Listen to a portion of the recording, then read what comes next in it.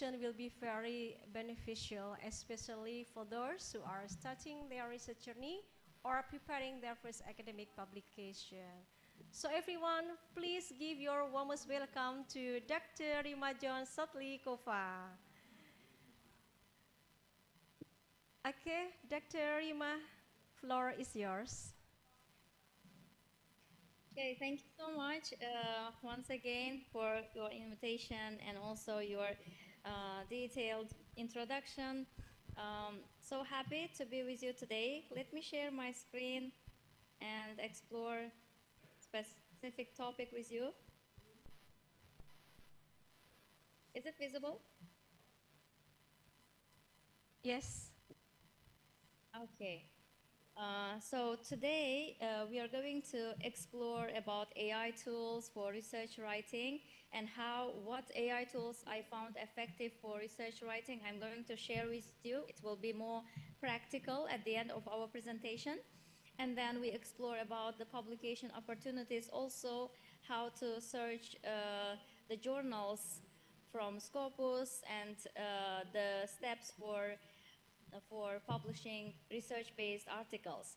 So I'm a young associate professor at Webster University in Tashkent and New Uzbekistan University, editor, reviewer in several international journals, founder of Prime Academic Mentoring webinar series in Uzbekistan, an award, Professor of the Year 2024, the Research Scholar of the Year 2025 in Bangkok, Thailand, and winner of English Teachers Olympiad in Uzbekistan 2024, and Research Scholar of the Year, Thailand, the Best Delegate Award in Sri Lanka.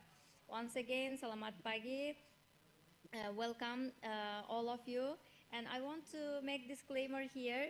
The sharing on using AI tools for academic writing is based on my experiences only and the insights gained from the series of webinars, seminars, and conferences.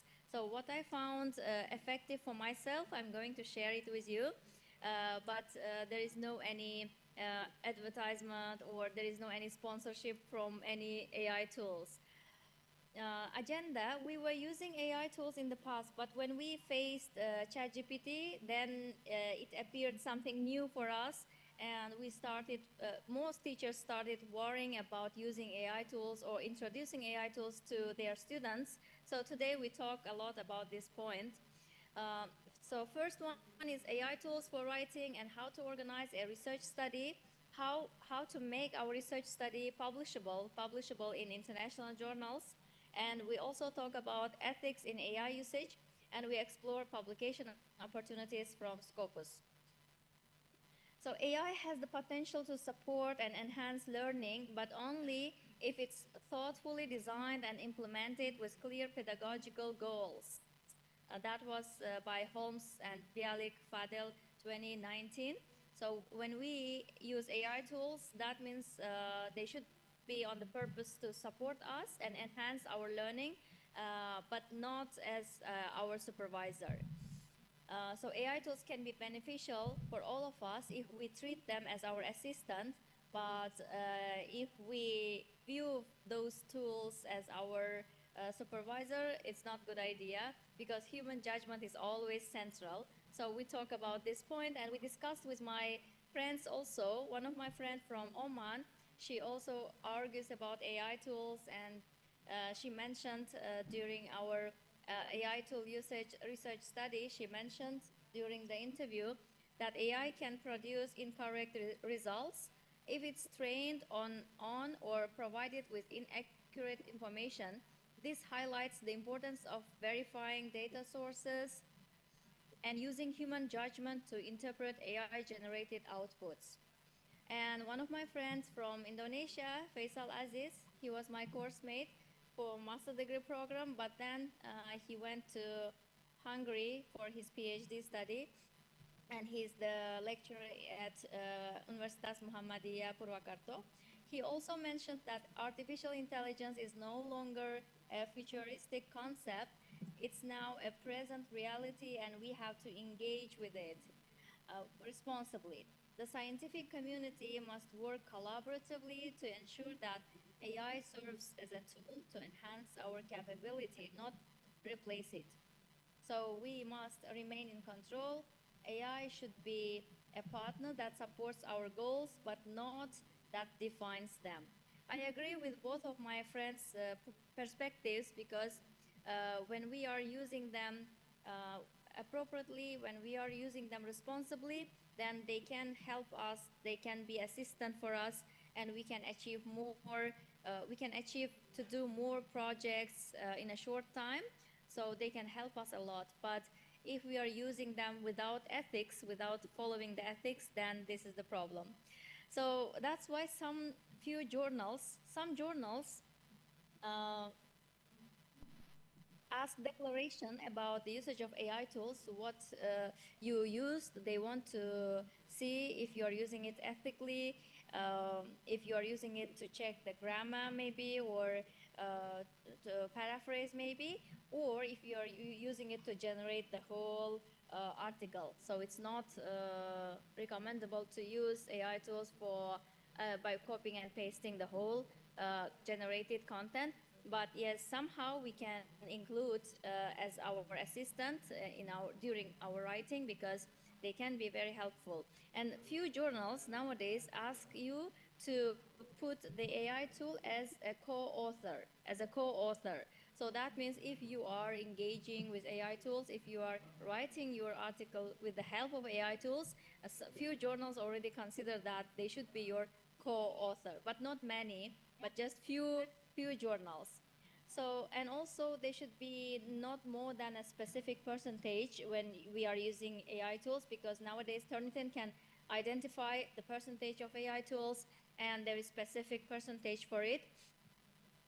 So I want to start my ideas with the idea of calculator. In the past, people started worrying when they first introduced to calculators, because they thought that mathematics teachers are going to be replaced. They started worrying about calculators. But until now, we have mathematics teachers. They are still working, and we are also studying mathematics until now. So we have compulsory subject at school or university, mathematics. So we already have calculator, but we are still studying mathematics. So this is the same idea with AI tools. AI tools are also, most teachers nowadays, they worry about AI tools, how to use, what to use, should I introduce them to my students or not, uh, because they are worried maybe they will be replaced by AI tools in the future. But actually, it's the same idea with calculators. Calculators couldn't replace mathematics teachers, so that means AI tools also cannot replace the teachers. Why? Because human judgment is always central. We always need human to human connection. But AI tools are just our assistants, but not our supervisors. So the next one is Luddite people. This idea was in the past, by history, we can see that there was a group of people, and the government called them as Luddite people. It was in England 200 years ago. When you search Luddite from the dictionary, Luddite means uh, the people who are not ready for new technology, the people who cannot accept new technology, and this is called Luddite people. So we should always be ready for any new technology, because anyway they are living with us, they are with us, and we should use them responsibly. This is the main point. And when my students ask from me, if Ms. Rima, do you use AI tools for your writing? I say yes. And then when I explore some AI tools with them, they understand that I'm using with ethics and I'm using them responsibly. Then they understand how to use AI tools. And then I say, are you using AI tools? They sometimes they are afraid of saying that. They are afraid of confirming it, because they think that I'm going to reduce their points because they are using AI tools. But then no, I always say, please accept if you are using AI tools, confirm it, because otherwise you are going to be the same as Luddite people. Like Luddite people, they ignore new technology. In England, 200 years ago, So many people uh, started ignoring new technology. Just a minute.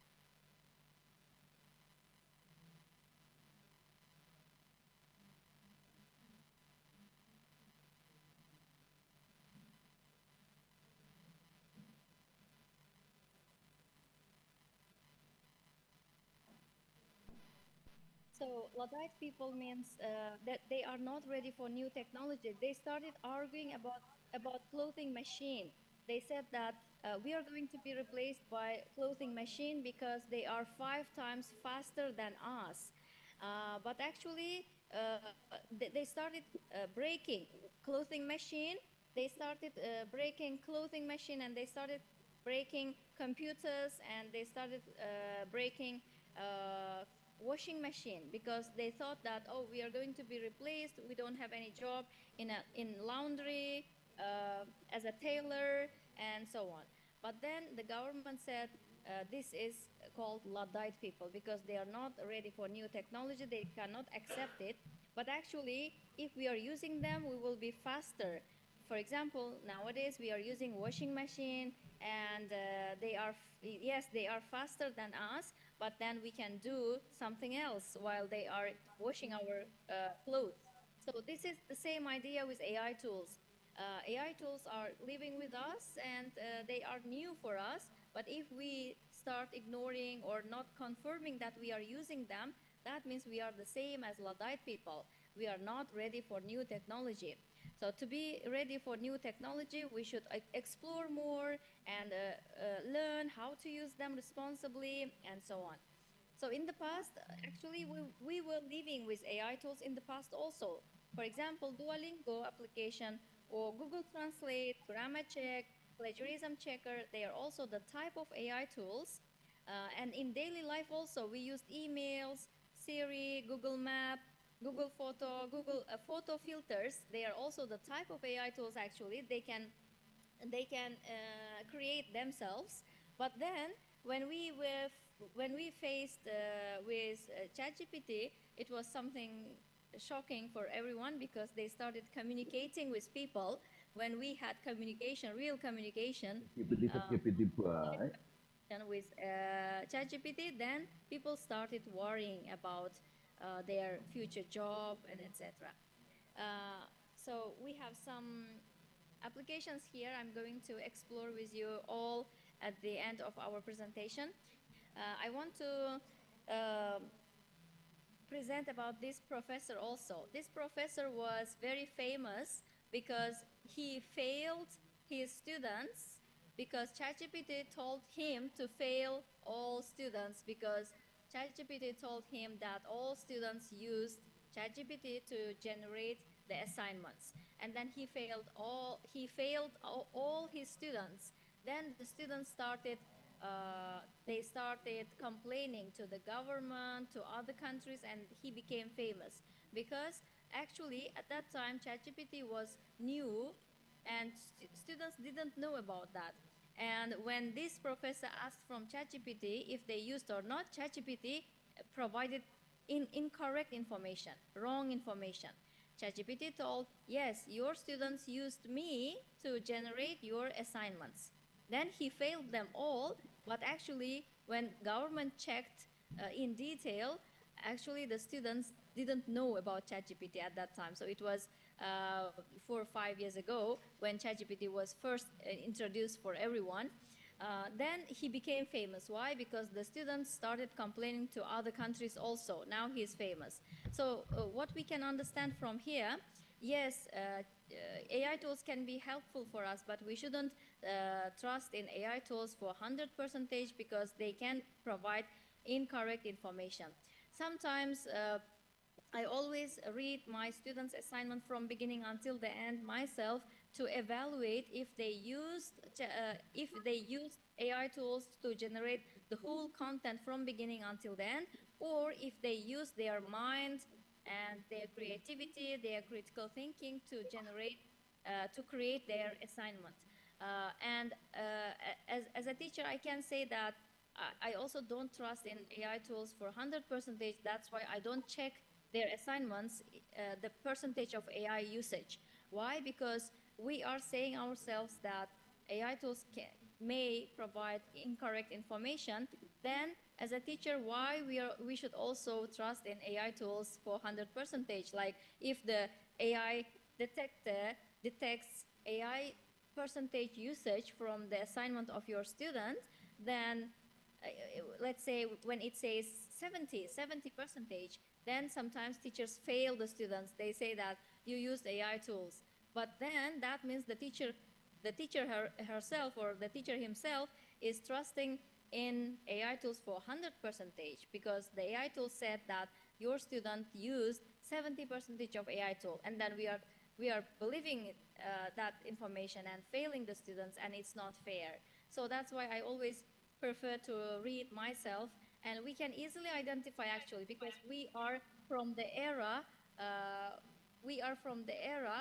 where when we created our dissertation or research studies in handwriting actually. For example, I was in my bachelor degree in 2004, 2004, and at that time we developed our research study for bachelor degree in handwriting. I don't know, in Indonesia, maybe at that time you already moved to type on computer, but we were still using handwriting. We were still submitting our research study by handwriting, not typing on the computer. So that means I'm from that era when we wrote our ideas ourselves, not using any tools. So that means we can evaluate the students' writing if they used AI tools or if they didn't use. It will be visible and clear for us easily. We can identify why, because we are from that era who started their research study in their handwriting and then typing on the computer.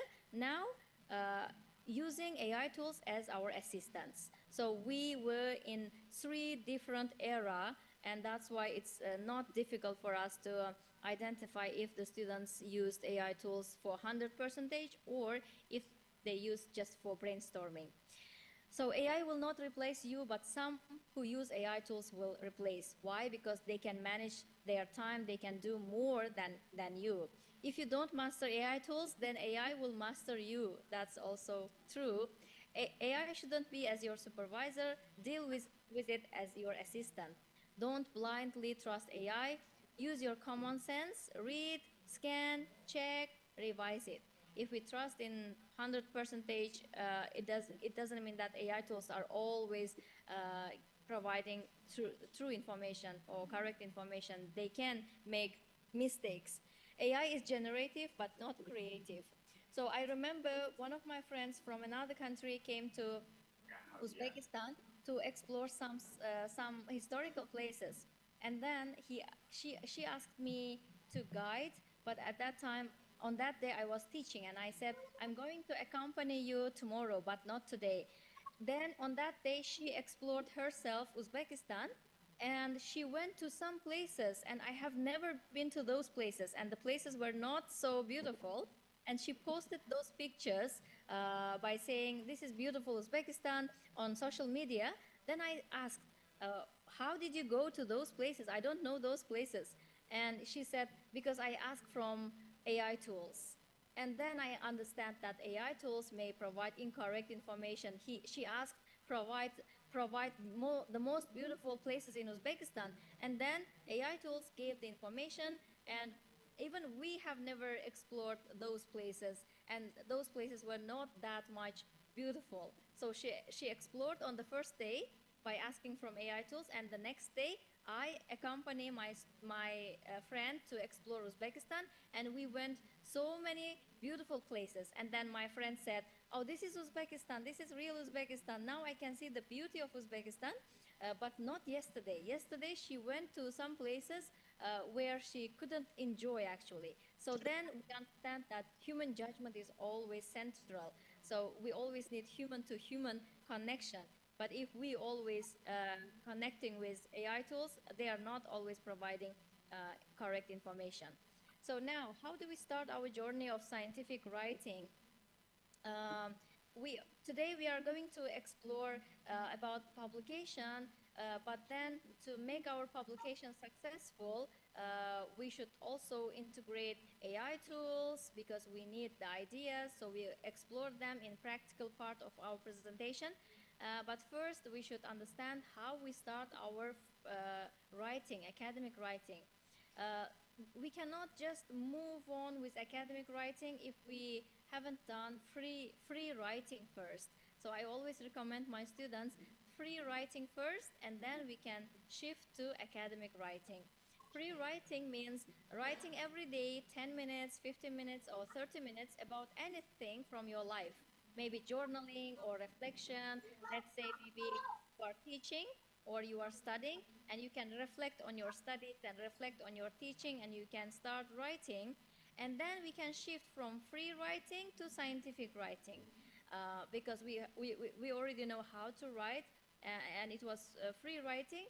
But now, how to shift to scientific writing? So we can write, and then we can check, reorganize with AI tools, that's fine.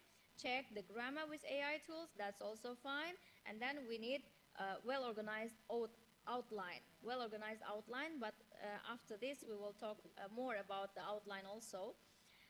So then we have also here the idea about literature review and theoretical framework. So when we start writing, when we start writing scientific research study, then of course we are going to summarize the previous research studies, because without previous research studies findings, we cannot understand what we are going to write about. And we are also going to compare the theory A and B and in different studies on a similar topic with us. Summarize main theories supporting research on topic in academic style, and highlight weaknesses in previous studies, and draft a theoretical framework outline. So this is how we start our research study, by identifying the weakness or the gap from previous studies. And here you can see the structure of research proposal or research study. So we should have this checklist. What is my research topic? Because when we want to make our article publishable in international journals, your research topic is the most important one. It doesn't mean that it should be trending topic, because sometimes my students come to me and ask, Ms. Rima, can you please suggest me any trending topic, famous topic that people are exploring? I want to explore about that topic. But then, if you don't have any interest about trending topic, then it will be very difficult to research about that specific topic. So that's why it doesn't matter if the topic is that you are selecting is trending one, or the old one, or the future one. But the main thing is it should be based on your interest. If your research topic is based on your interest, then you can explore, you can enjoy the process. But if the research topic is based on your supervisor interest, that means your journey, your path will be a bit challenging. Why? Because it's not based on your research interest. So that's why when my students ask from me the research topic, I always ask their interest first. What is your interest? And then they start saying about some methods. For example, in TESOL, they start exploring some methods. Or I can ask, if they say, I don't have any interest, but I want to explore research studies, then I suggest them to explore about their challenges in their classroom, because our field is TESOL, teaching English language, and they can be so many challenges in the classroom. And when they say, yes, I have challenges in my classroom, I have unmotivated students, I can say, so you are going to explore research study, how to motivate your students.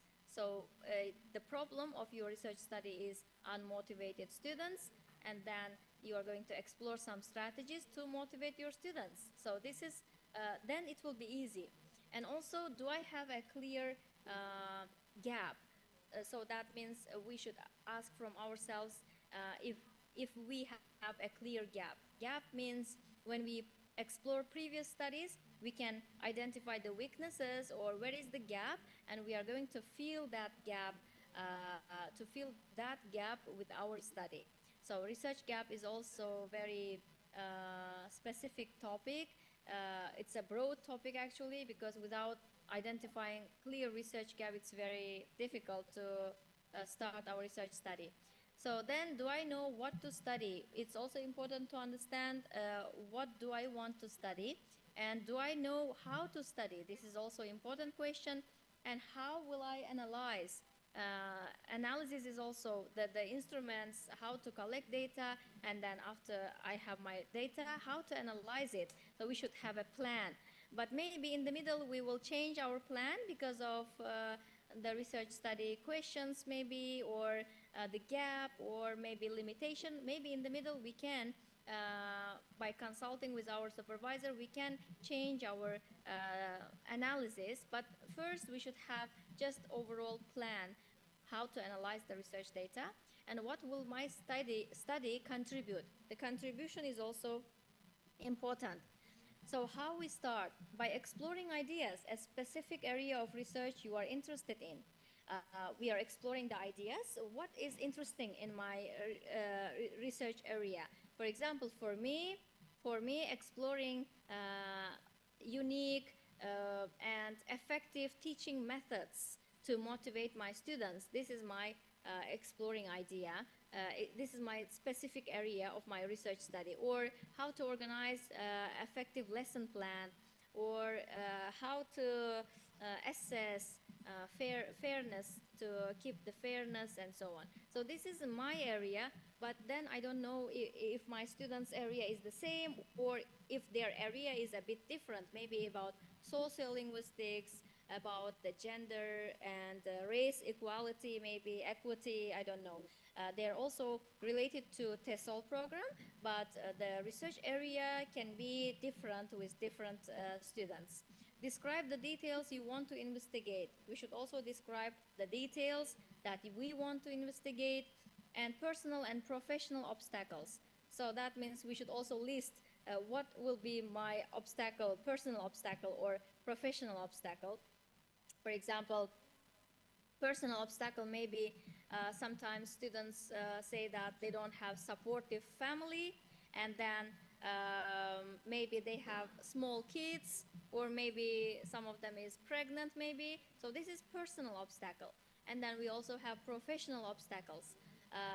It means maybe we don't have enough resources, or maybe we don't have access to Scopus, maybe we don't have official email, I don't know. So this is professional obstacles. And then we are going to find how to overcome those obstacles. For example, if personal obstacle is about not supportive family, then maybe we should build a good connection with our family. We should explain them what you will achieve after you do your research study, so they start supporting you maybe when they understand. Or professional obstacles can be if lack of resources, maybe we can ask help from our supervisors to provide some resources if you don't have access to it. And share your findings with other teachers and classmates. This is also important, to share our findings with our teachers and classmates to get feedback, because based on constructive feedback we can make improvement.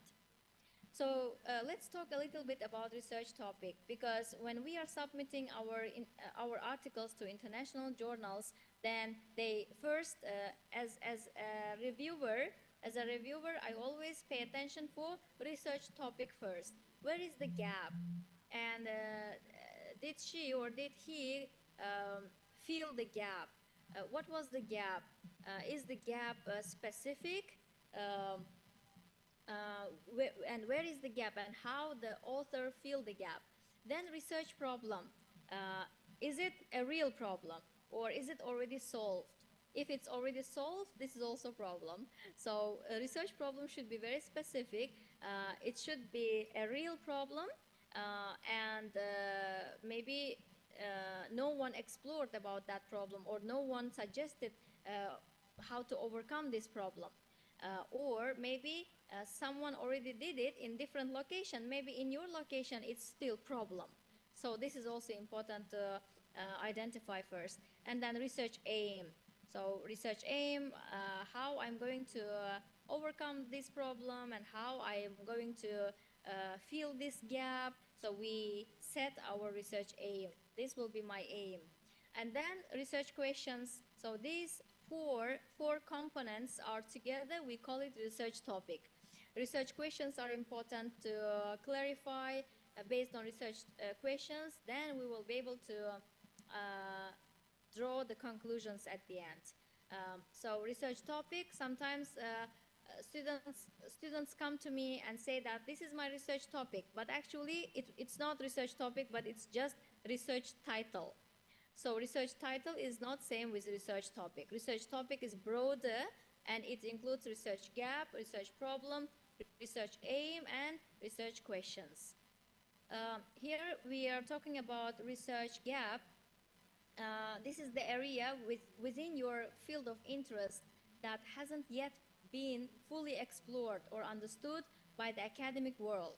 So it's just like filling the puzzle or puzzles, contribution, suggestion, or implementation.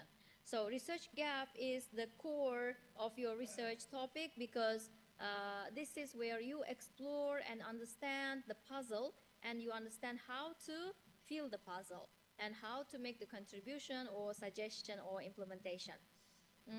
So how to find or examples? So we can find it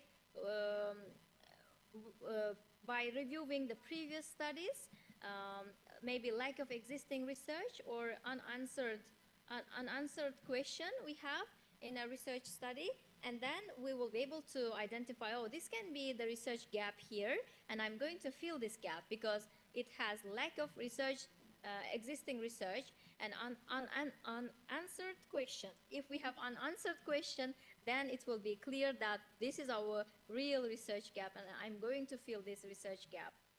So, and academic integrity is also important. So we should maintain honesty and credibility, respect intellectual property, and demonstrate original thinking, and build trust within academic community.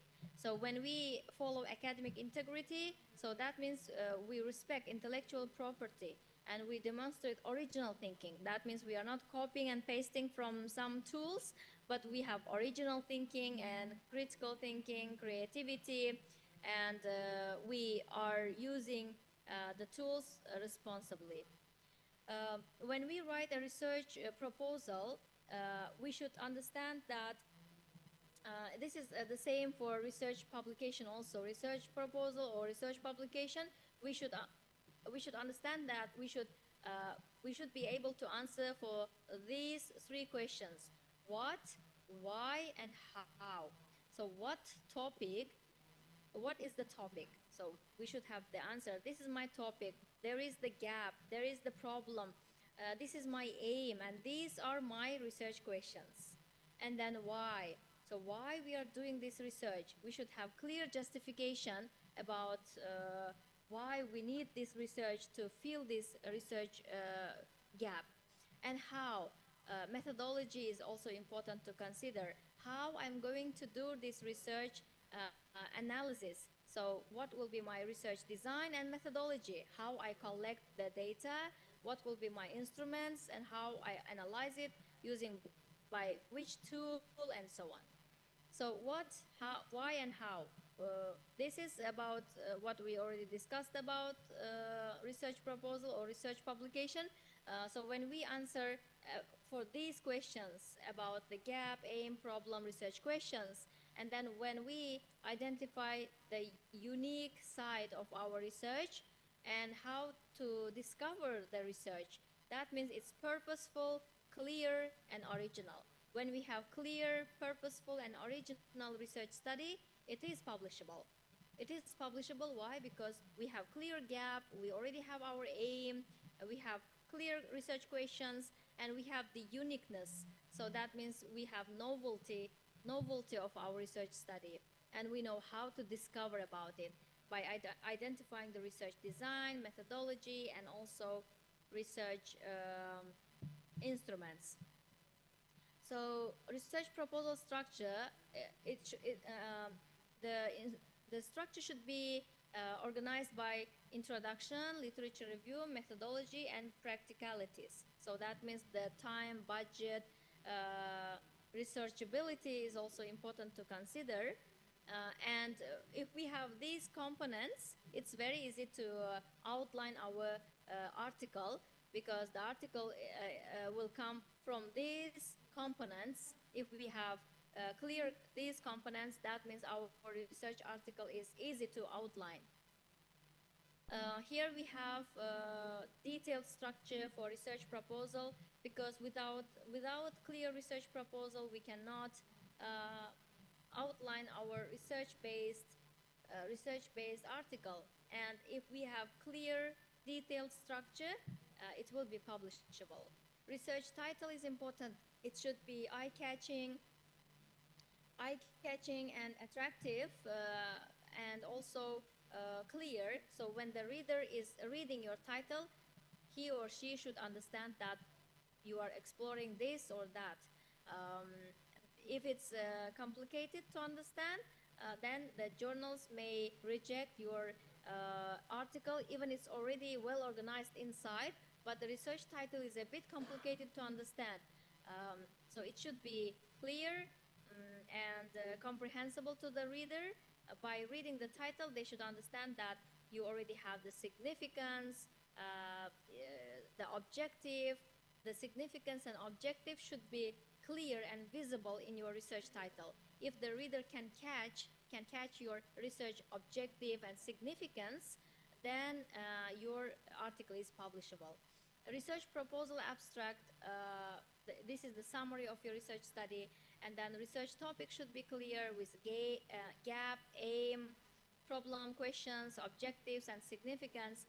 And then literature review, previous studies, the theoretical framework, subheadings, conceptual framework with tables, diagrams, charts, and then methodology, research paradigm, approaches, methods, population, sample, and sampling methods, and then clear references. So today I'm going to share with you how to organize your references using some AI tools, because we have some AI tools. They are so helpful to organize our references. And next one. Yes, so, but we don't have to use all AI tools that I'm going to share with you, but some of them are very helpful. So these are the AI tools that I want to share with you: Heuristica, Perplexity, Elicit, Connected Papers, Research Rabbit, and then we explore about Scopus a little bit. So my top one is Heuristica and Connected Papers. So let's explore together about Heuristica and Connected Papers. So I'm going to reshare my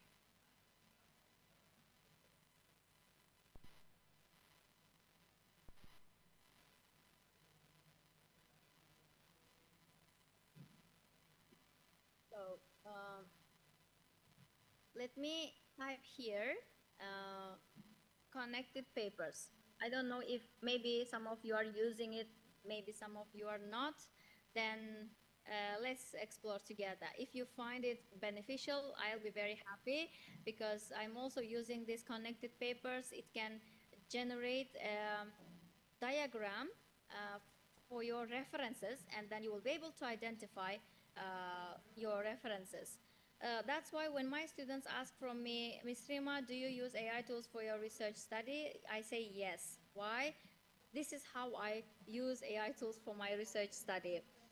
For example, let's say if I'm going to explore about task-based language teaching, so this is my field, task-based language teaching, and I click. So this is for free to use. There is no charge to use Connected Papers. So you can write and click. Because of my internet connection, it's a bit slow, but you can try yourself using your mobile phone maybe, or your computer. because of my um internet connection, it's a bit slow, but let's try.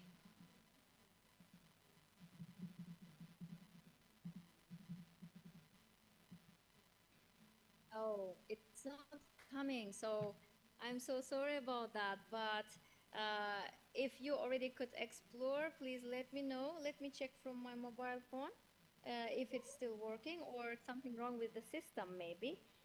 If it's working with you, let me know. So you can see the diagram. Connected papers, you can Recording type stopped. connected papers, and then you can see. Yes, it is working. With mobile phone, it's working. But maybe because of my internet connection, there is some problem. Let's see heuristica. Heuristica. Heuristica is another platform, and we can develop our brainstorming or mind mapping. This is for mind mapping.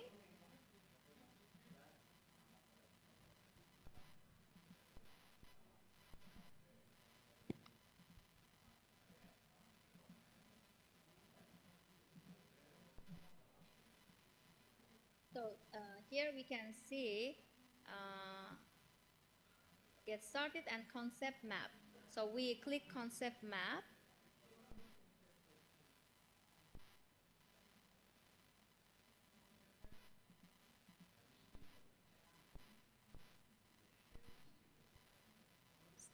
Get started. Get started, and we have mind mapping. Mind mapping.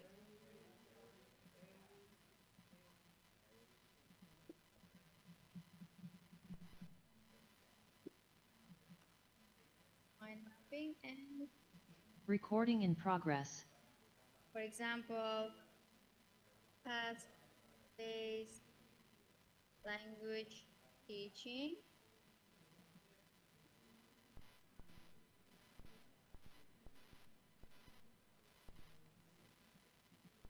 Then we can click questions. So I wrote here task-based language teaching, and then I click here questions. So it can give you the questions, the core concepts, student learning, teacher role, classroom application, change solutions. So these can be mind mapping for your research questions. Or you can click ideas. You can click ideas and it can generate some ideas. So this is just for mind mapping. So it can create this the diagram for you, and this is just for mind mapping to explore about the topic. And then maybe you can click topics around task-based language teaching, and it can also generate some ideas about the topic, the challenges, maybe the solutions. So this way you will be able to make it to make the zoom and see and explore about the topic. So what is task-based language teaching, potential difficulties maybe, or what can be the solutions, the problem, and so on. So this is just for mind mapping, and this is how I use AI tools for my research studies. So this is also the beginning of your research study actually, because sometimes it's a bit difficult to have a clear mind mapping about your research study, but this is how it works with AI tools. So you can see clear diagram here, and then you will explore and you concentrate on one of the uh, aspects maybe. So the next one, let me.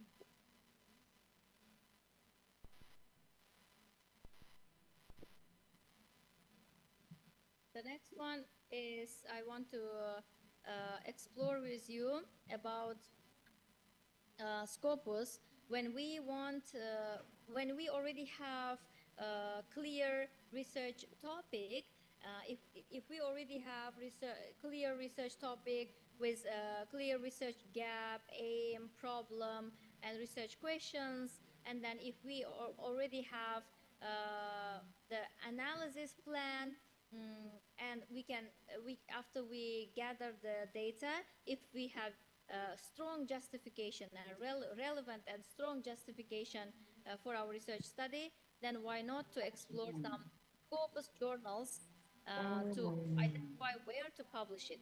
So I just want to have a short tutorial how to explore Scopus website.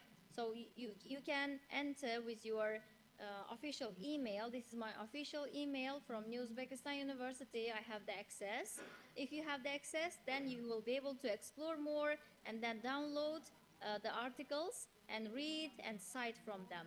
But if you don't have official access, then you can just see the journals, but not the articles. You cannot download it. But I'm sure that in every institution you have already official access to Scopus, and all we needed to explore, to search the area of our study. For example, what do we want to search? So article, title, abstract, or keywords. With keywords, we are going to explore the document. For example, let's say again, task-based language teaching, but I hope it's not very broad to search.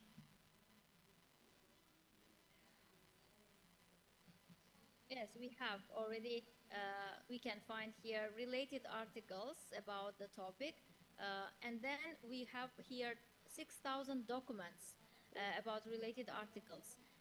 What we can do is from the left side, we are going to narrow it down with social sciences only, and from 2021 until now, maybe 2026 maybe, and article we want to explore notebook chapter, only English, otherwise in Russian, in Spanish, in Chinese language also coming so many articles, and it's difficult for who doesn't know those languages. And then keywords can be teaching, students, maybe we don't just, we leave it, and then we limit it.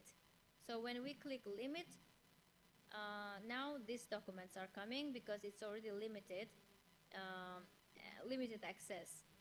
Or we want to use limited again to task-based language teaching only. When we limited task-based language teaching only, 318 documents coming only, and all of them are related to task-based language teaching. And what we do here then, we can see that it's the latest one. The year of publication is 2026, but citation is 0, but because it's the newest one, the latest one, so that's why. But for citations also, we can sort cited by highest. We can sort it from here, cited by highest, and here you can see it was published 2013, and the citation is 122, and etc. Or we can the newest one. So when we say newest, the newest one is coming. So this is how we explore from Scopus, and when we click the article, it's coming, and then we will be able to download and view the PDF if it's open access, download and cite. And what about the journals? The journals, we are going to search from subject area. Let's say the sources is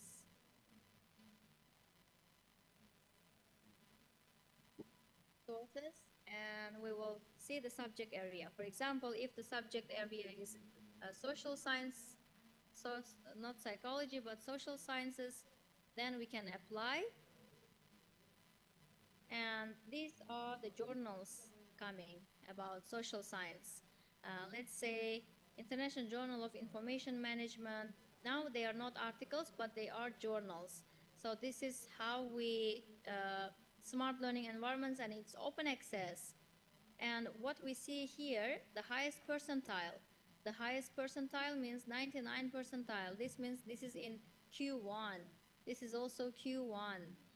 So the percentage, if it's lower than 70, then Q2, lower than 50, Q3, lower than 25, Q4.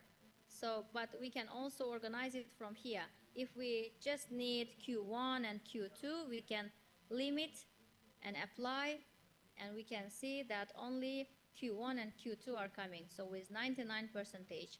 If we are limiting them, the journals with Q3 and Q4, the journal only, not book series, apply, and here we can see the percentage, 48 percentage, percentile, 48 percentile, so that means it's in Q3. And we also have some Q4 here because we limited Q3 and Q4. And we can see here citations between 2022, 2025, the citation number of citations, the documentations, and so on.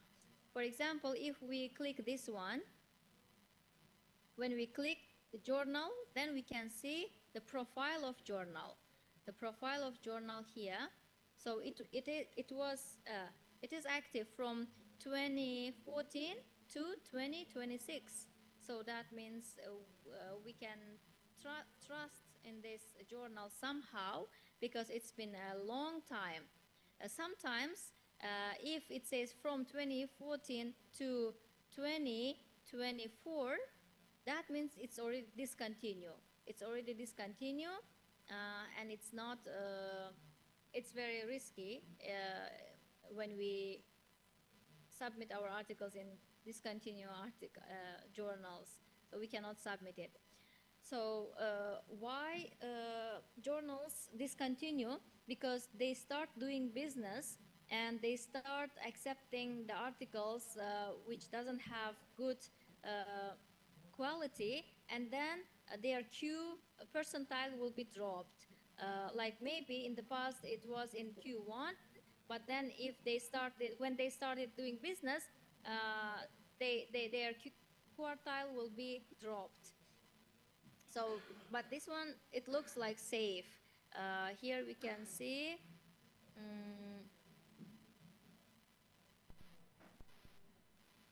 category, percentile, and ranking also. Let's see another one. International Journal of Development Science. So this is also safe. It's active from 2007. So here you can see ISSN. You can copy ISSN and check in another website. You can also see the percentile and ranking, and also the documents, how many documents they accepted from here, like site score. This is the site score. It was high in 2021 and then lower. Now it's getting higher. And also the documents content. Yes, you see, this is very important to discuss here. When we want to search and select Scopus journals, it's very important to come to this site, Scopus content coverage, and then we can see the year and document published. We can see that it's reliable, but it's very difficult to publish in this journal maybe because they are accepting just 17, 14, 7, 15, this year only 11, it was 16. So this is reliable. Why? Because when we have a journal, like sometimes when we check, it is 12 here in 2024, it is 12 documents, 12 articles they published. And then next year they published 1,200. So this is not reliable. It's not safe to submit our article in this journal. Why? Because they cannot drop that much, or they cannot increase that much. That means they started doing business, and that's why they are publishing any kind of articles. They are not having peer reviewed process maybe. But this one is safe. Like 12, 16, it's safe. But sometimes if it's like 12 here, but here 1,020 or 12,000 articles, it's not safe. So that means something wrong with this journal, and then it will be discontinued so soon. So, but this one is safe. So that way, I always check before I submit in any journals. We should be careful and check it in detail, the site score rank, Scopus content coverage, and we will be able to understand if it's safe or not, and also from which year to what year here. It's also important.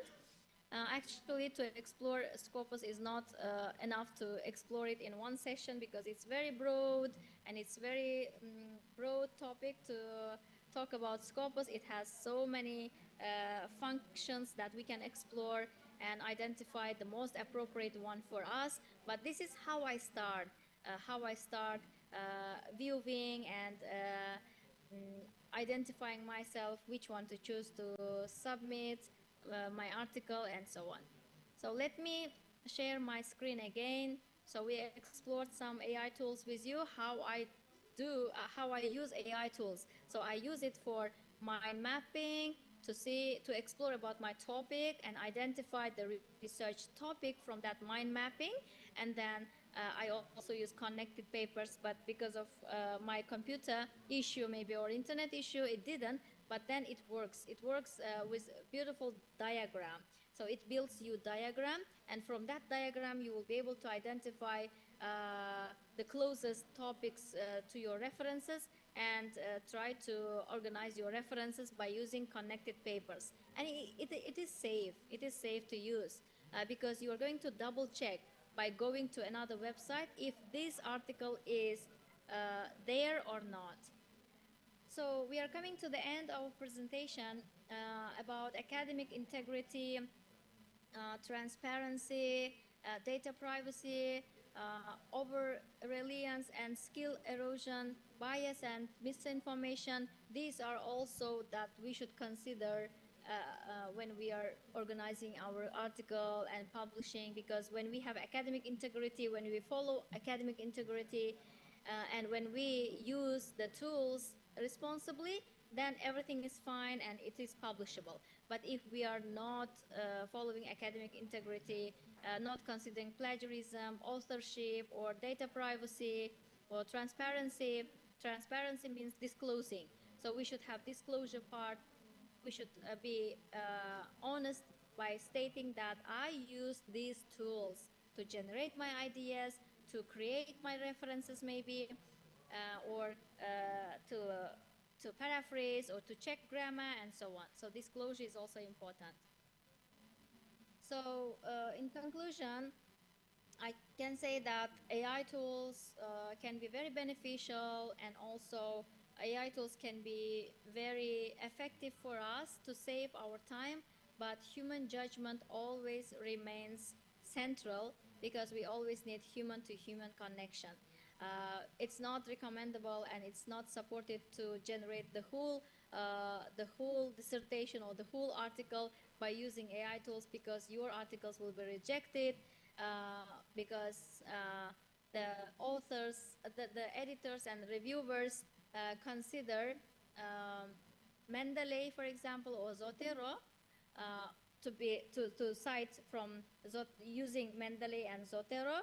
So if your article is developed by using AI tools only, that means Mendeley and Zotero functions are not visible there. They can easily reject your article because they think that you used only AI tools. So that's why Mendeley and Zotero softwares are very helpful for us these days, because we can prove that no, it's my work, because I used Mendeley and Zotero to cite, to get in-text citation and to organize my references. If they see that references and citations, in-text citations are developed by Mendeley or Zotero, then your article can be accepted easily, because they believe that you didn't use that much AI tools, but you used your brain, your knowledge, your experience, and also you tried your best to use Mendeley or Zotero. So some journals require Mendeley, some journals require Zotero,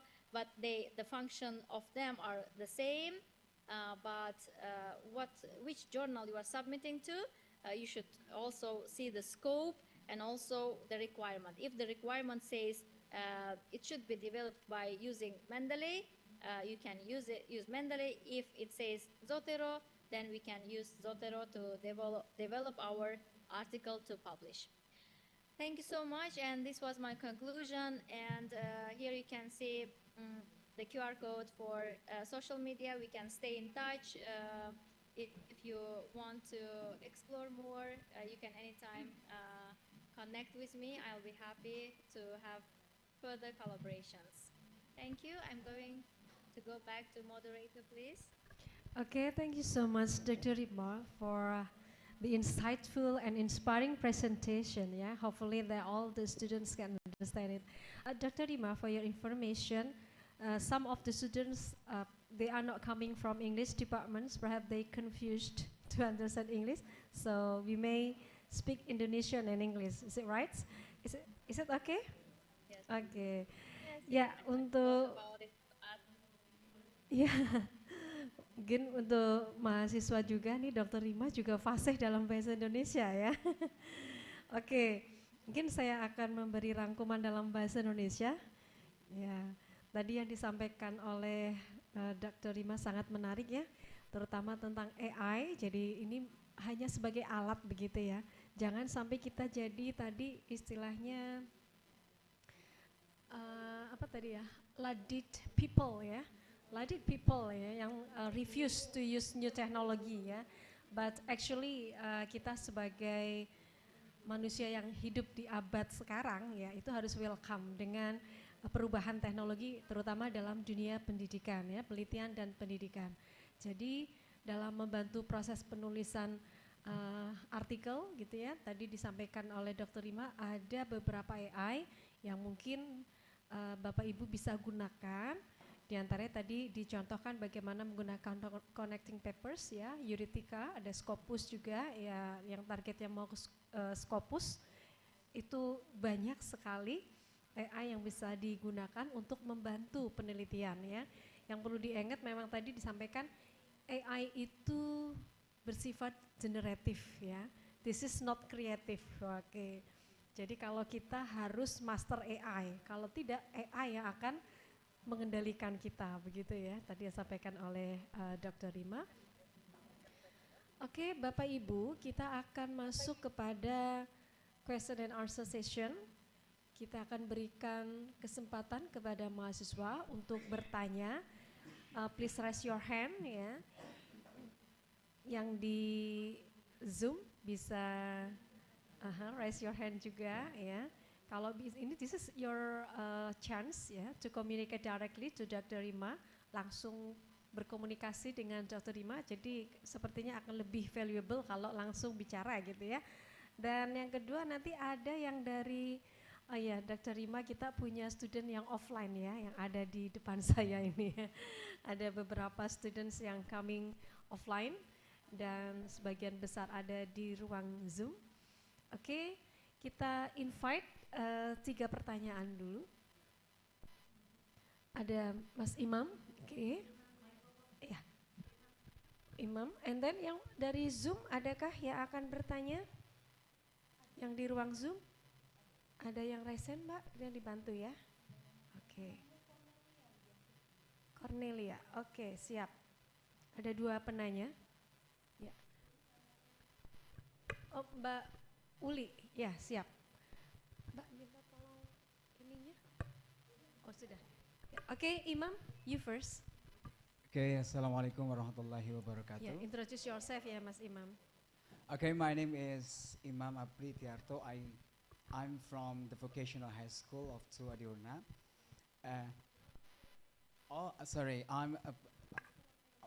I'm a Master of English Education, and it's so interesting topic that we are talking about AI, because now AI is very, we can say viral, because especially for education, AI is very helpful, you know that, right? And my question is, how does the role of teacher by providing AI? Because of course the student will be able to easily access the AI itself. And of course, the teacher should like compete with the students, right? To how to use, because we know that many students now is very good at playing game or anything connecting with the technology. And the teacher themselves, of course, should be able to adapt with a new era digital 4.0. That is my question. How does the teacher's role by providing AI? Thank you very much. Thank you, Imam, for the question. Dr. Rima, he is the new students of our department. We have already opened by Master of English Education. This is the first year for the students. Dr. Rima, would you like to answer the question directly or next of the all of the questions? Directly, okay. Time yours. Okay, thanks so much. This was really important question you asked. Nice to meet you, first of all. And congratulations on your achievement that you are studying now in new department in this university. So yes, most questions are coming from this side about teacher role in this digital AI usage era, and how to balance teacher role and AI tools in the classroom. This is very important to understand. Of course, that's why I agree that most teachers are worried about replacement in the future by AI tools, and that's why they don't want to introduce their students the AI tools or digital tools because they think that they will replace the teacher. And teacher wants to be in the center and to keep her role, and that's why sometimes they don't want to introduce or use the digital tools together with students. But actually, if the teacher knows how to keep the balance, like what I shared with you, maybe for mind mapping to use together with students, this will be very appropriate and beneficial because students can save their time by viewing the mind mapping, for example. And the teacher also should explain that using AI tools may reduce their creativity and also sometimes critical thinkings. So that's why it's very important for teacher to make the balance. Maybe in some part of their lesson they can still use AI tools together with the teacher for mind mapping, for brainstorming, for creativity, but not fully. It shouldn't be fully integrated in the classroom, and it shouldn't be ignored also. So there is the balance. There should be the balance. In some part of our lesson, it's appropriate to use AI tools and to introduce AI tools and to make our students understand that there is the ethic. Without ethics, they are not allowed to use AI tools. What is the ethic? When they are using the AI tools, they should state, like, this is my disclosure. I disclose that I'm using these AI tools to generate ideas, to create this or that. So this is very important. But teacher role is always central in the classroom. Teacher role in using AI tool, for me, it's just as a facilitator. So we should facilitate the learning process by integrating AI tools in some parts of our lesson to make the balance. Because if we don't, if we limit our students to use digital tools or AI tools in the classroom, that means we are limiting the learning process because nowadays students, all of them use digital tools in their daily life, but if we are limiting, if we are not integrating them in the classroom, they won't be motivated in the learning process. So integrating AI tools, making the balance, this is the teacher role as a facilitator. Thank you. Okay, thank you so much. Okay, what about you, Imam? Okay, she gives you the clear answer, right? Okay, thank you, Dr. Rima.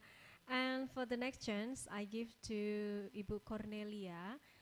Is it okay to deliver the question in Bahasa Indonesia, Dr. Rima? Bisa. Oke, Saya oke, siap. Oke, Ibu Cornelia, time yours. Thank you, Dr. Rima. I'm probably gonna use two languages. First of all, thank you very much for taking your time, especially in between your holiday, to share this very valuable presentation with us. And seeing your presentations kind of made me realize that we still have a lot of homework to do in Pancasakti University, especially on how to, find and use or utilize these AI tools more effectively. I personally still find myself kind of oscillating between these two perspectives on AI. We understand that on one hand, I'm pretty concerned about its, of course, its environmental impact and the ethical questions surrounding the use of other people's work to train AI systems itself. But on the other hand, we can witness that AI has become extremely helpful in our everyday life, and I have to admit it that I'm pretty guilty in relying on it quite heavily. But at the same time, its impact on knowledge production is extraordinary. But I think that topic could probably be a whole separate agenda for another discussions. My question is, it is very interesting for me to hear a reviewer's perspective, as many of us are preparing, uh, to write journals, especially on international journals. And my question is, based on your experience as a journal reviewer, what is the most common mismatch you see between a manuscript, like in a manuscript that we are writing? What is the most common mismatch between research gap, research questions, findings, and claim contributions that we write? Jadi pertanyaan saya, kira uh, common mismatch. Pertanyaan saya, apa yang tidak cocokan apa di artikel yang kita tulis di antara sudah penelitian, pertanyaan penelitian, penemuan dan kontribusi yang ada di penelitian itu. Thank you. Okay, thank you so much. Yes, this is a common question because when I introduce myself as a reviewer, most people want to understand what will be the reviewer perspective about the article publication and the research gap or research topic and etc.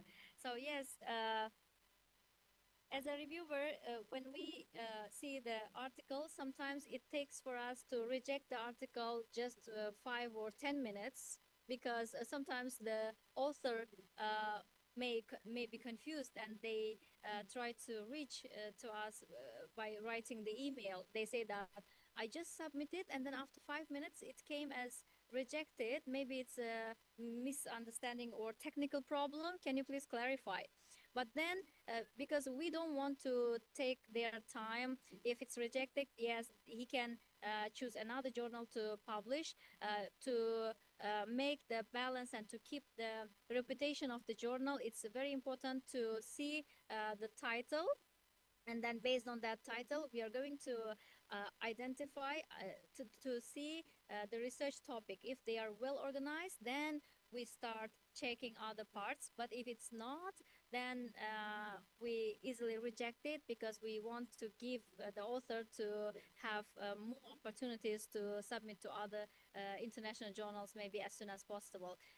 There is no any purpose to keep the article for a long time. So what I want to say here is even before understanding the data analysis, we are going to check the title, and based on that title, we can see the significance of the research study and also objectives. And when we, from the title, if we choose the objective first, then we will go to objective section.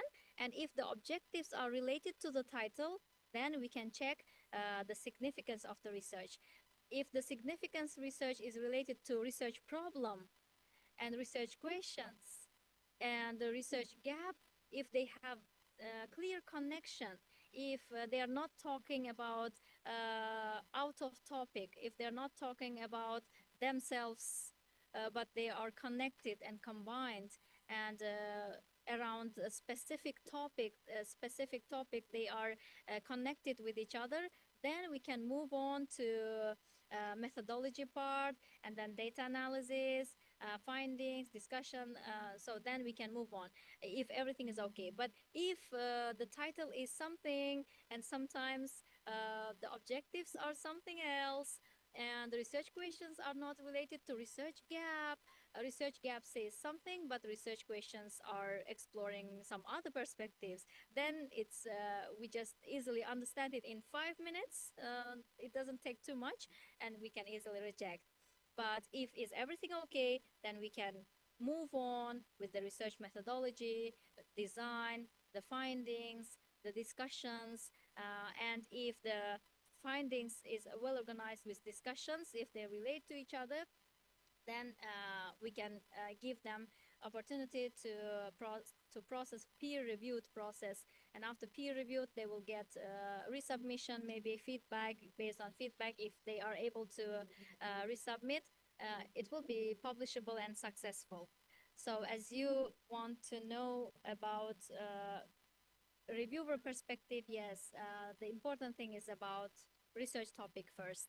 If research topic is well organized, if the gap gap is connected to problem, this is the problem and this is the gap, and I'm going to explore this to fill this gap with these research questions, and then we can see that it's publishable. Thank you. Thank you so Can much. I ask a follow-up question? Yeah. What I mean, until what is the limitations on when you let us say that at the first impressions everything is okay, that the title and there's a problem, questions, and gap is all well linked together. What does make you say that this paper irredeemable? This paper may be edited by the writers, or whether this paper just we cannot accept, or it's just irredeemable. Even though you edit it, it is not going to be accepted anyway. Anyway, I mean, what is your limitations, or what is your benchmark after passing through that first impression? Yes, after that, there will be peer-reviewed process. In peer-reviewed process, they are going to review the article, the both experts based on their expertise, and it will be blind. And they provide feedback. They ask resubmission if there is still opportunity to publish this article. That means they will get the feedback, and based on feedback they are going to revise it. So the authors should be very happy when they get the feedback, because that means it's publishable. They are going to get the opportunity to publish. But if it's not, then it will be rejected at once. Yes, the perspective about the editor can edit it at the end when everything is okay with peer-reviewed process. Still can edit if the article requires edit to be edited. But if not, sometimes we have perfect articles because they follow the required format. Based on that format, if it's well developed, yes, it will be published. But if still needs revision to make it appropriate for the format, yes, the editor can edit based on reviewers' feedback, and also based on the required format of the journal. So this is the process. and for international journals with high reputation. So that's why at least 6 months.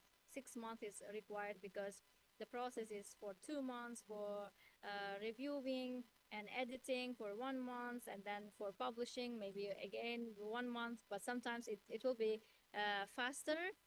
It depends on reviewers' time availability, if they are available, and also it depends on editors, how they can find the experts from different fields, related fields. For example, let's say in TESOL also we have social linguistics, we have lesson planning, we have assessment, we have materials development, and then as an editor we are going to search the experts related, not for example, we cannot assign as a reviewer who is expert in lesson planning to social linguistics. So that's why it takes time for editor to find the experts to review the article reviewing process, and then edit and then publish. Thank you, Dr. Rima. Thank you so much for your question.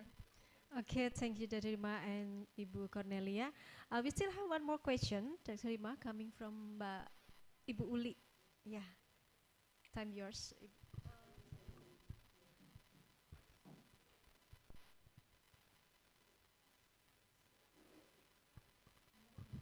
Thank you so much for Miss Yufi for giving me the time. Can I directly asking from here, or should I join the Zoom, Miss? No, directly. Okay. First of all, thank you so much, Dr. Rima, for sharing with us your knowledge and experience.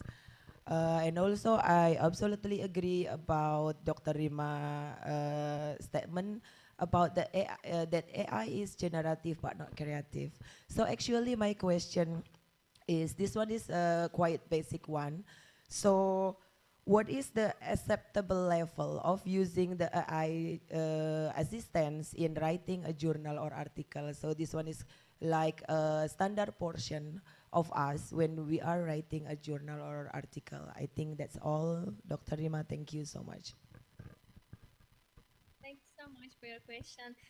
Yes, it depends on what is the requirement for each journal. Some editors want the authors integrate the AI tools not more than 20 percentage. Some of them can say that 50 percentage AI tool, 50 percentage human writing is okay for to publish. So it depends on which journal and what is the requirement.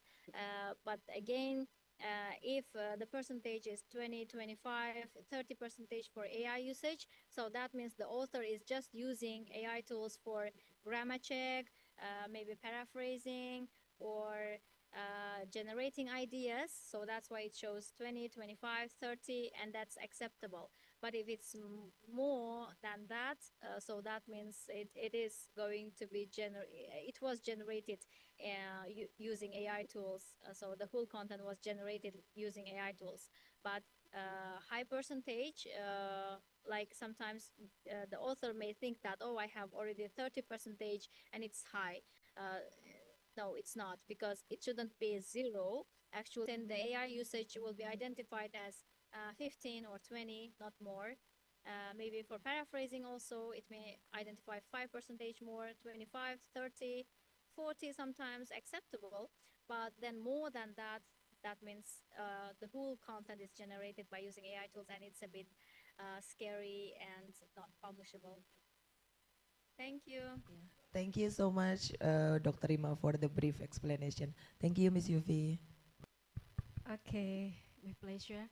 Uh, Dr. Rima, I think Ibu Norris is going to ask you questions. Ibu Norris, are you here?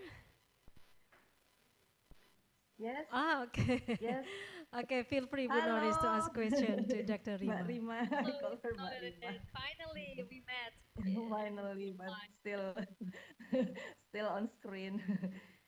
Mohon izin Ibu Yuvita dan Bu Rina, saya ikut bertanya karena kemarin tidak berkesempatan untuk bertemu in person, so unfortunately, It's okay. maybe in another occasion. Yeah, it's Okay, very interesting to have some insights on academic writing because this is the subject that currently I'm teaching actually, and I'm planning to continue my study and doing research on academic writing pedagogy. So hopefully later we can also have some collaboration on that. My question is that dealing with the academic writing pedagogy, maybe still in terms of writing and research article, yeah.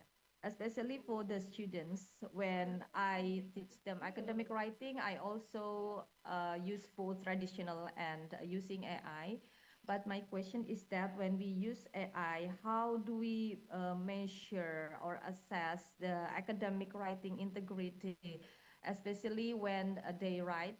And then after that, I actually give them chance to present their work so that I also see their critical thinking. That is the first question. And the second one is when you said that students may start with free writing and then move to academic writing, how do you give them feedback on their free writing effort? Because once I did that, not so many students were interested in doing free writing because probably it also deals with habit. Thank you very much. That's Okay, all. thank you so much for your questions. So the first question is about how to integrate AI tools. Um, and what was it? The first question? How do we measure the students' academic integrity that we are fostering in the academic writing class? Ah, yes.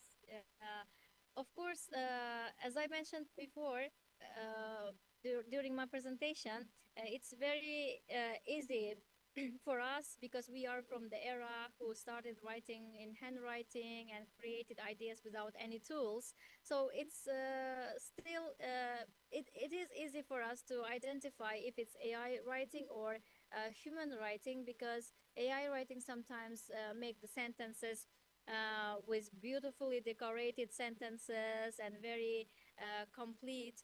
But then human writing is simple, understandable. So that's why I really appreciate the students' effort and hard work for their writing themselves. If they are going to generate the ideas by using AI tools, and then if they are creating their writing themselves, it will be visible actually. And I think the most effective strategy for that is to make our students understand that we are not judging them if they are giving their ideas with simple sentences, with simple and comprehensible sentences. I always say that not to make my students use AI tools for generating the whole assignment, because when they feel confident, then they will be able to write themselves. Because when they write themselves, they can build and improve their creativity and critical thinking. So that's why I think it's very important to make sure and to make our students understand that we are not judging them because they are not using beautifully decorated sentences. It can be simple and comprehensible sentences, even with grammar mistakes, acceptable, because as soon as you are writing it yourself, then you can check it with grammar check, but it doesn't give a high percentage of AI tool usage because it's just checked with grammar check tool, but not to generate the whole assignment. So this is my strategy, how I check their writing, if it's AI usage or human writing.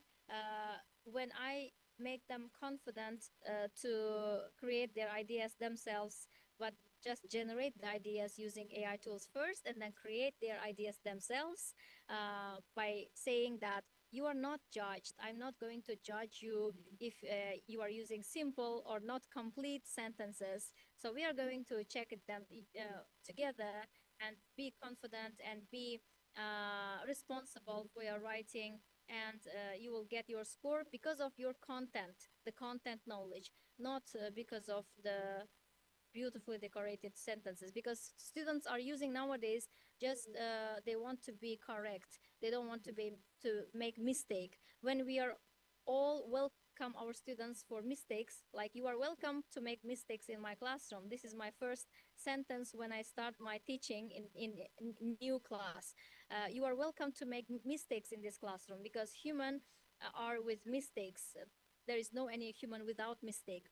And in this learning process, we will learn and study how to make the correction for those mistakes.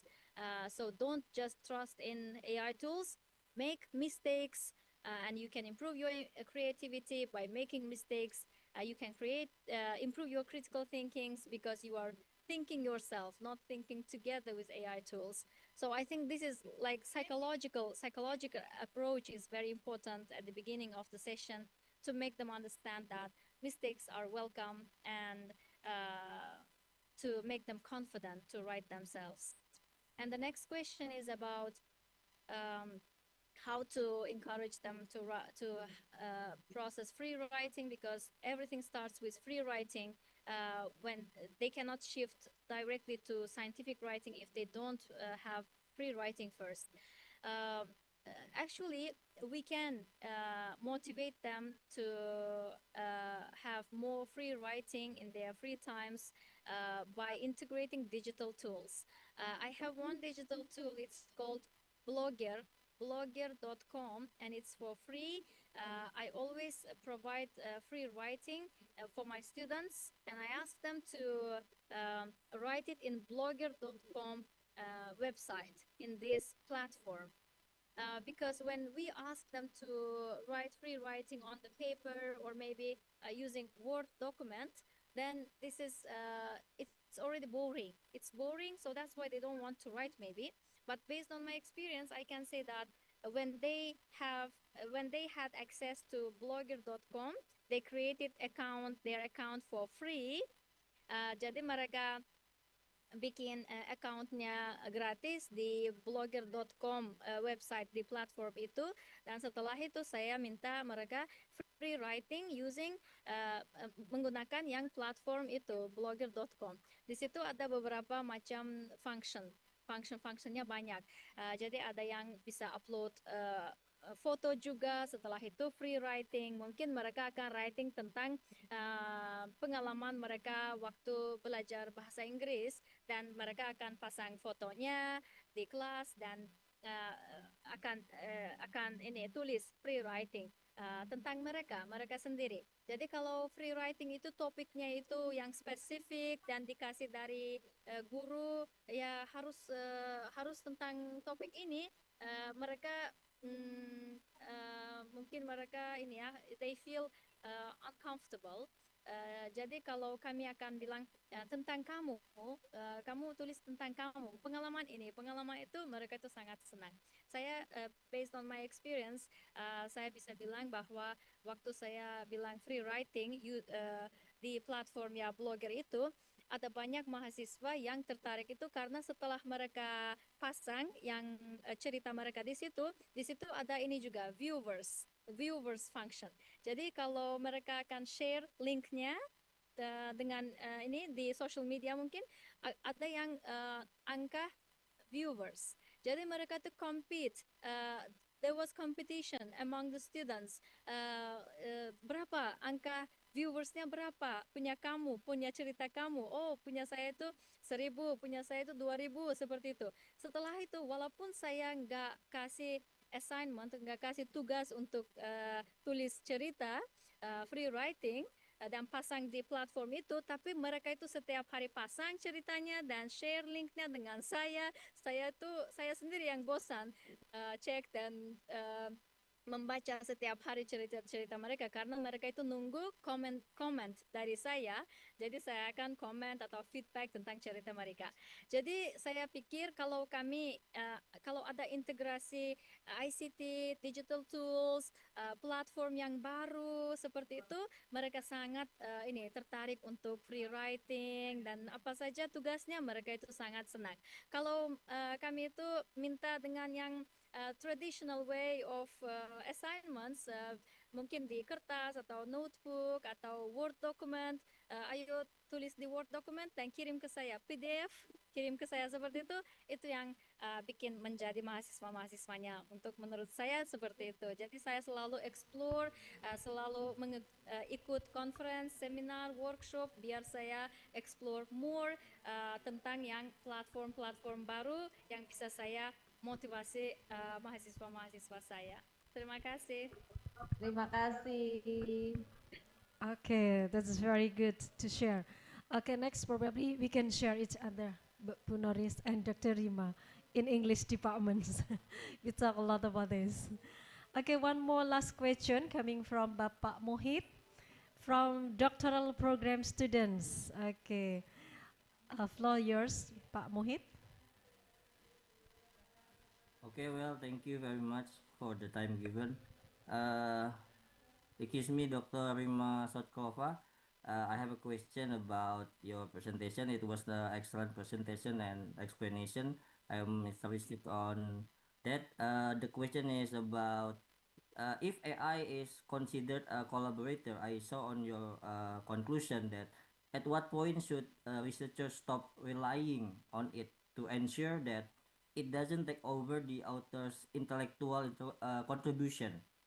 And then, what practical strategies would you recommend to ensure that researchers remain the primary source of ideas and intellectual ownership rather than simply just editing AI generated outputs? That is my simple question, maybe. Thank you for the opportunity. Okay, thank you so much for your interesting questions. Yes, the first question is where is the limitation to use the AI tools? I can say that if we are asking our students to use AI tools for brainstorming only, that means that this is the good limitation for them because they can just brainstorm and then write themselves. Or if we are asking them to write themselves first and then check it, silakan cek di grammar check mungkin itu sudah yang ini apa namanya. This is the gold balance, I think, gold balance. So we are not asking them not to use it at all, but we are asking them with limitation or brainstorming first and writing, or writing first and then grammar check. So there will be the balance. And what was the second question?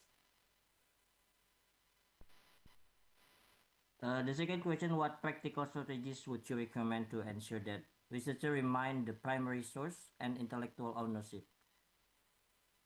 What practical strategies about AI tools? Yes. Yes, because sometimes they just edit or AI generated outputs, right? Mm. Oh, yes, yes. Yeah, this is something wrong if we are just editing because that means AI is writing for us and then we are the editor. But That's actually, right.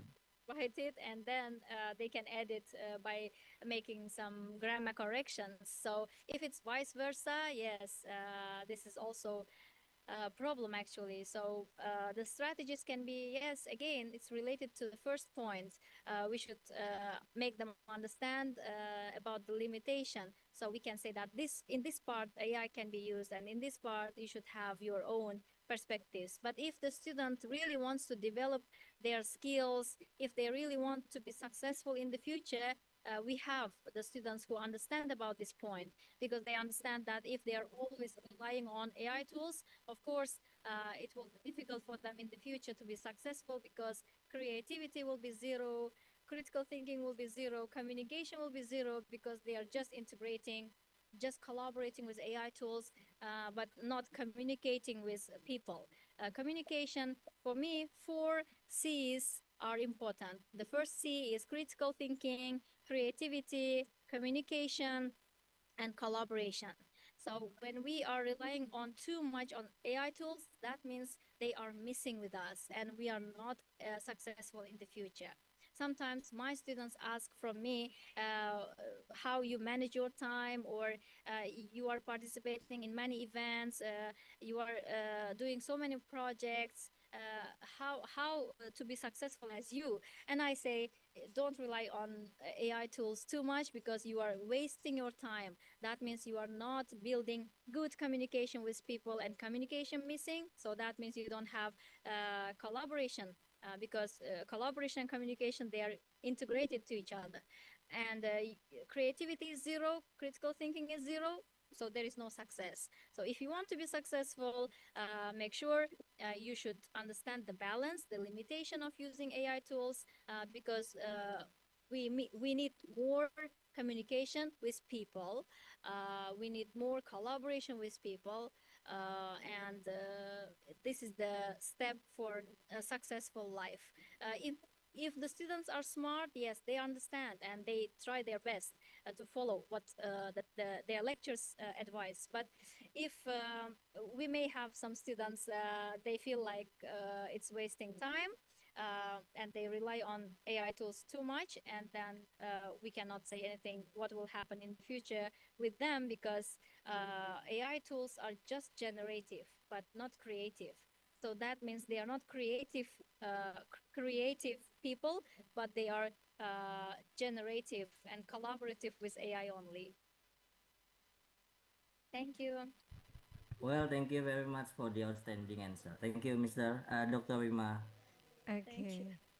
Thank you so much. Okay, ladies and gentlemen, we come to the end of this session. So we have learned a lot that successful publications is not achieved overnight, ya. Tidak satu malam.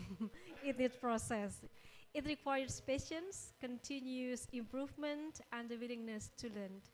Okay, hopefully today will inspire all of the participants to become confident researchers and encourage us to share our ideas with with the wider academic community.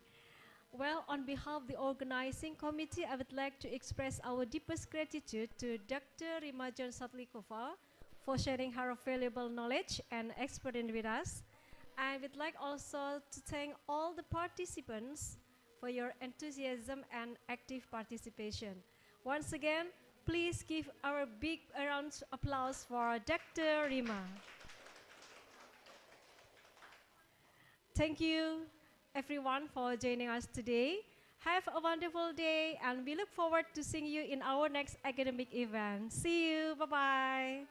Assalamualaikum warahmatullahi wabarakatuh.